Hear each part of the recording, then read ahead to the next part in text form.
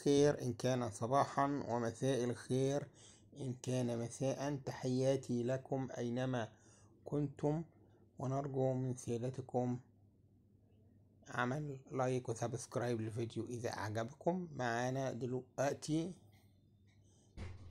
ريال العيد الفضي للهيئة العامة للتأمين الصحي. العيد الفضي للهيئة العامة للتأمين الصحي تم إنشائها 1964، والعملة دي صادرة سنة 1989. تحمل صورة خريطة جمهورية مصر العربية، وصورة الهلال اللي بيرمز للتأمين الصحي، وصورة مواطنين من أول أطفال لغاية شيخ.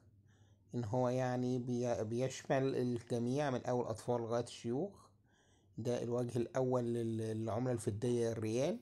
الوجه الثاني جمهورية مصر العربية، مكتوبة بالخط الكوفي 20 قرش، 1409 هجرية، 1998 ميلادية.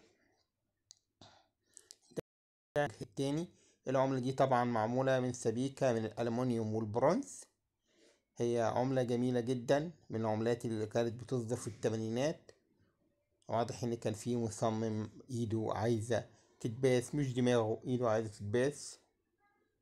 ايده ودماغه الصراحة، كان مصمم عملات تذكارية جميلة الصراحة.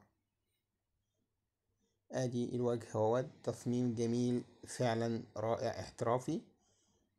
العملة دي بتعمل لها حوالي 10 ل15 جنيه حسب حالتها. عملة فضية جميلة، مصنوعة من سبيكة من الألمنيوم والبرونز.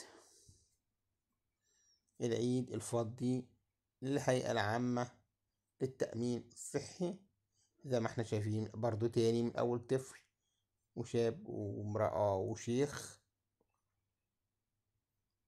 يعني ده إن هو يعني رمز إنه شامل الجميع. وخريطة جمهورية مصر العربية، البحر الأحمر، بحر المتوسط، وسطها نهر النيل العظيم، والهلال اللي برمز التأمين الصحي.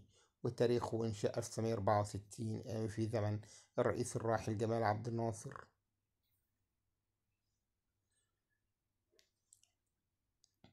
نتمنى ان حضراتكم يعجبكم الفيديو، تعملوا لايك وسبسكرايب للقناة وللفيديو حتى يصلكم كل جديد،